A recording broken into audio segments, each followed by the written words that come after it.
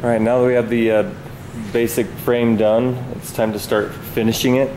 So just start sanding it, and as soon as we get it sanded down exactly the way that we want, then we can put a clear coat on it and then put the metal backing in there, and then we'll be done. One thing that I like to do in sanding is sometimes I'll sand the corners down so that the step disappears right here on the corner. Just makes it have a softer look. Just look at it before so you can see it's got the step. And now after I sand it for a while, I'm tilting it so it sands down.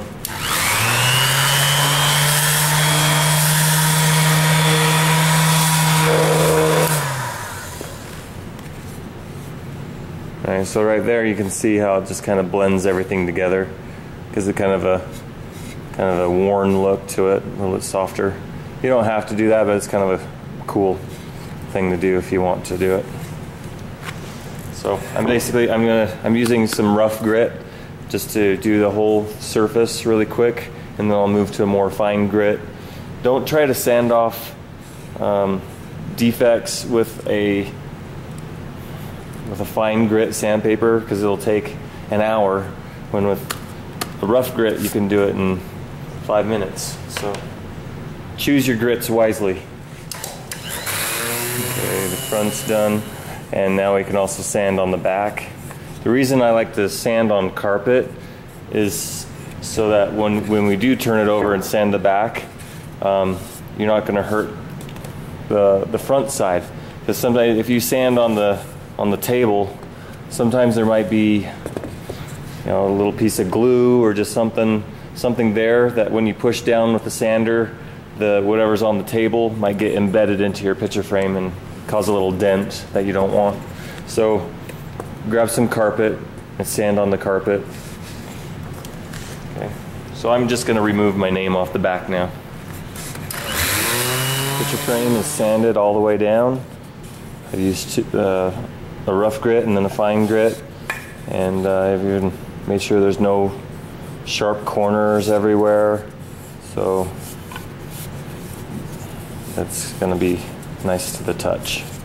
Okay. All right. So right here I have a spray gun. It's got some lacquer in there. This spray gun has some knobs on here. Don't play with the knobs unless there's something wrong. Let me know and I'll help you out with that. Just so you know what they do. This one controls how much air comes up and out, and then this one here controls how far back you can pull the trigger, and this one here controls whether the spray comes out round or more oval. Okay, and what happens is as the paint comes out, it's being sprayed, and then it has these holes here on the sides, and that sprays air inward into the stream, causing it to either be a circle or more oval this way. So if you want to have an up and down stream, you put it like this. If you want to, you can loosen this and turn that to make the spray go the other way, depending on if you're spraying up and down or right and left. We usually go right and left, so this is the proper setup right here. Alright, so before you spray it, make sure you get all the dust off from sanding. This air gun, actually, the paint gun, if you pull it only halfway, it's just shooting air. So you can actually use that to blow off the project and make sure there's no dust on it. You could also wipe it down with a rag, but this is usually good enough. Alright, so the biggest mistake when painting or spraying is people just point it right at the project and just pull the trigger, and that's what you don't want to do. You want to start off with the project and then pull the trigger and then work your way across. all the way across till you're off the project again. Never stop moving the gun, because if you're spraying and you stop moving the gun and you're still spraying, you create a puddle on the project. So make sure you're always moving, and then the distance away from the project, you got to be like hands width away. I'd say 4 to 6 inches away from the project. If you get too close, you'll get a puddle. If you're too far away, then it just kind of splatters on there rather than spraying on there. So it's better to be too far than too close, because too close you cause a puddle and then you have to wipe it off and start all over. Too far away, you can always bring it in closer and respray it. So just kind of watch and learn how this process works. But before you start spraying, you got to have on the dust collector, the spray booth to pull out all the fumes.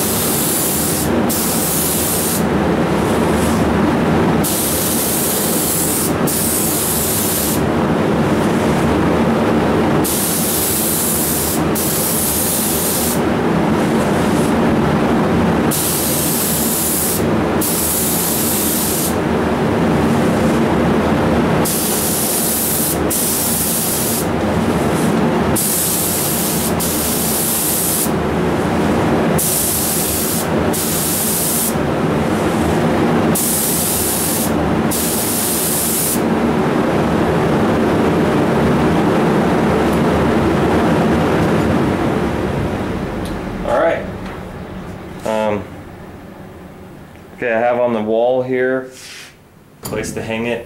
It hangs by the container there. Don't try to hang it by the hook all weird.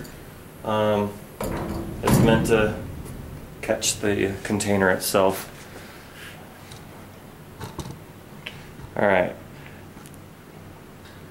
so looking back at this, if you go back and watch that again, you can look at the technique that I used. I like to focus on the outside edge first. So I went around all the outside edge. I do 2 passes, and you can kind of see the speed that I went at and the distance. So I did all the outside, then I did all the inside edges, and then I went and tried to fill in anything that didn't get done on the top. So now I'm going to go take this to the other room to dry. I'll show you the rack that goes on. In this room here, I have this 2 boards with a bunch of dowels coming out, and basically it's there for stuff that we paint, like the boomerang and stuff like that, so that they can all dry.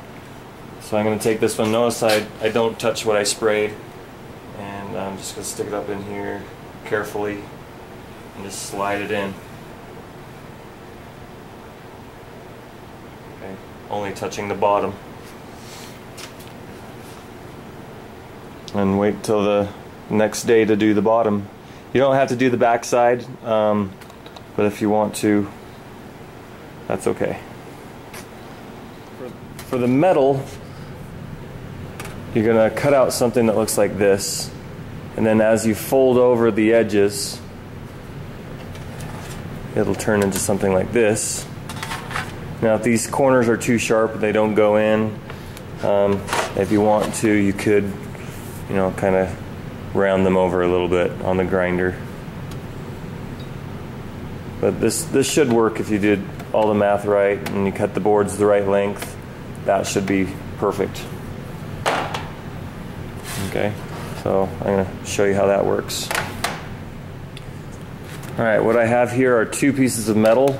This one and this one, they used to look exactly the same, but then I took this one and I bent it over twice on both sides. so it made it smaller. What we want to do is figure out how much smaller it made it. Well, this one started out at 5 inches. Okay, I just made it slightly shorter, and then this one, after it's been folded over, is now at 3 inches. Okay, so basically by folding it over, you're going to lose 2 inches. That's why we start out with such a big piece, and then it comes down and shrinks to be shorter. Now, also, that's why we have to cut off the corners, because as they fold over, we don't want to have to fold this again on the other side. So we got to get rid of that. Well, how much do we need to cut off? Well, you got to do 2 inches.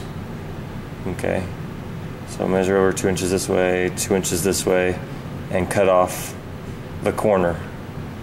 That way, as everything folds up, you won't overlap it too much.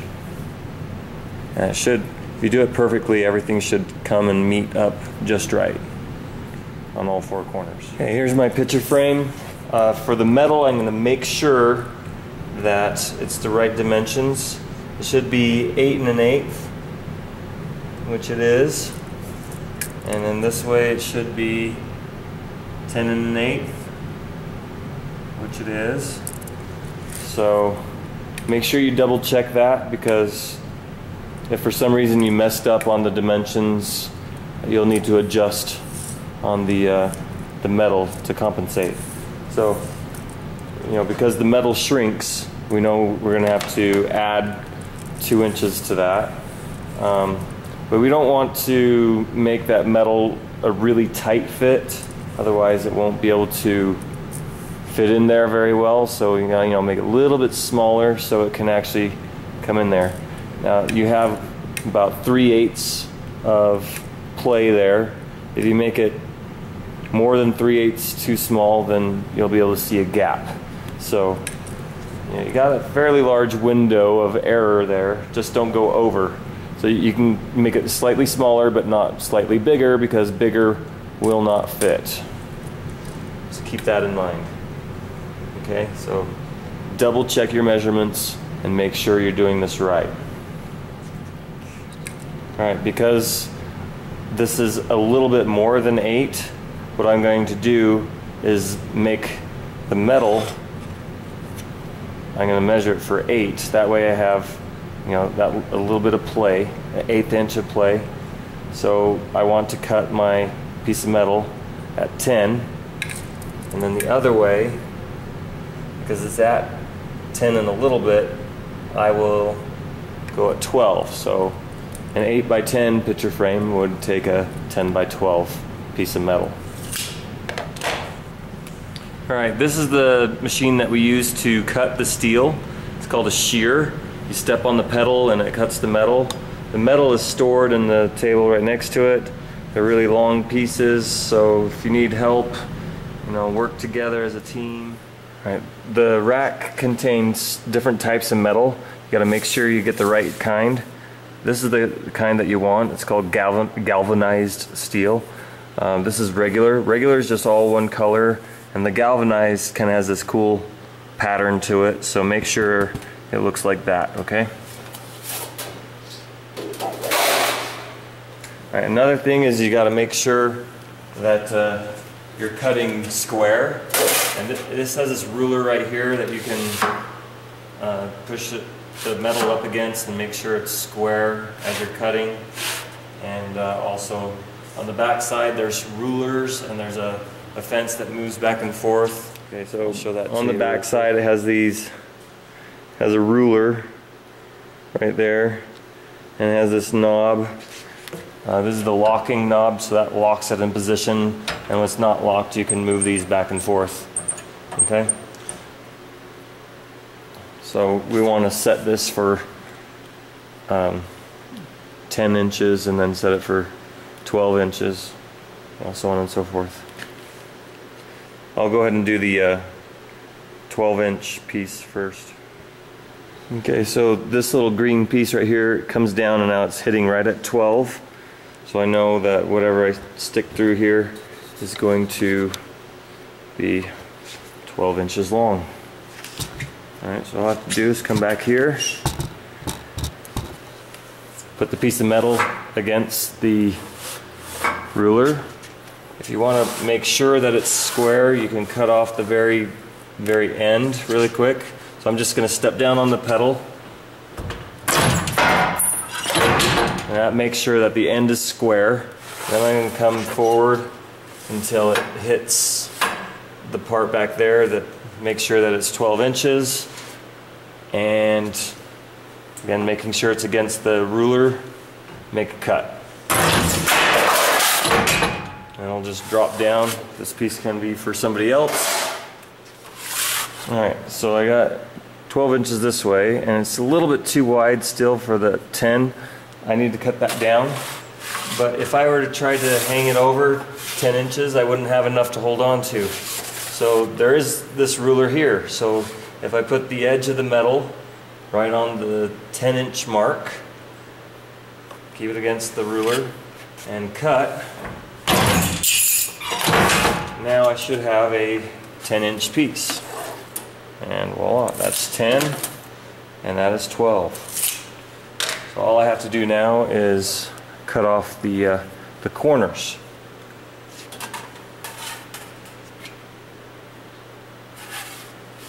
Now one thing that I've done here is I've drawn some lines. I need to zoom in to show that to you. You could just measure it and cut it off with some snips. But I have a red line here and a red line here at a 45, so we just bring this in till it hits both of those red lines, and that's the perfect place to cut off your corner. So I'll just do that, line it up with that red one, line it up with this red one, another cut, line it up, line it up.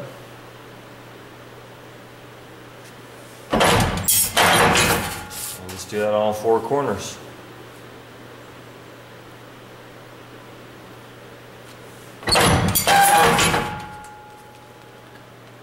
Alright, now we're ready to go.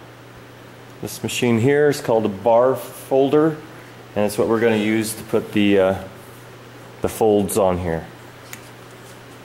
Right, now it comes inside here, and then you pull on this handle all the way up, and whatever's inside this gets folded over. So we're going to do that twice to every single side. Alright, so I'm going to bring it in till it stops. There's some pins in there that make it stop automatically. So hold it against those pins at the same time that you're pulling up, and bend it over. Okay? Alright, now it's not going to bend it all the way. There's still a little bit left to go. But just go ahead and do it again. Put that all the way in there. And fold it again.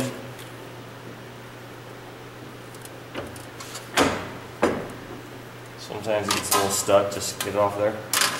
Now, it's still open, so I'm going to just place it on top, not inside. It's going to be on top, and then I'm going to come down on top of it and just smash it a couple times. And that lays it down flat. We'll just go all the way around, continuing that process. Make sure it goes in straight.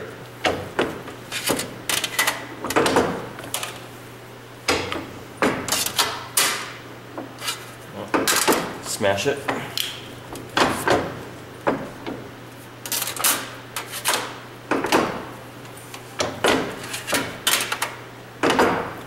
This machine makes you feel really strong.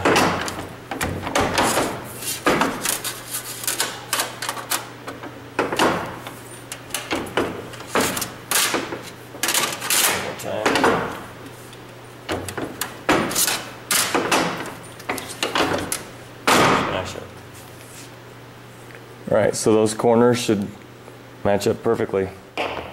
Alright, now we're ready to test this.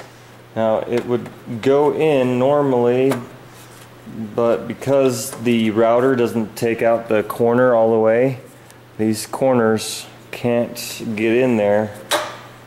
So there's a couple ways to fix it. You could take a chisel and chisel out the corner of the wood.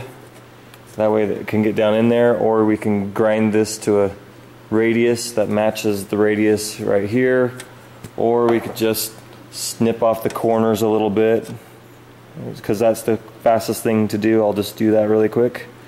You only want to do a little bit, and we'll just cut off those corners like that. If you just do 2 of them, then you put the corners that are sharp in first. They'll just slide under, and then those 2 will drop down in like that, and it'll actually almost stay in all by itself. But to help it out, I got this special tool here. It's called a flex point driver, and it uses not staples, but flex points. They come like this, and they go down inside, down in like that, and then this comes down. Voila. Now they don't shoot down, they shoot forward. So you put the gun on there and you push forward and pull the trigger, and then you back it backwards out, and it puts in a little piece right there that can be bent up and down, and these will help support the metal in there and keep it from falling out.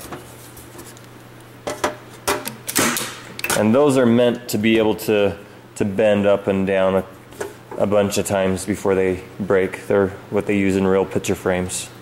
So, and that is a finished picture frame right there.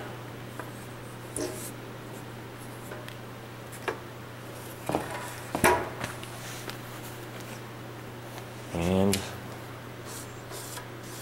done.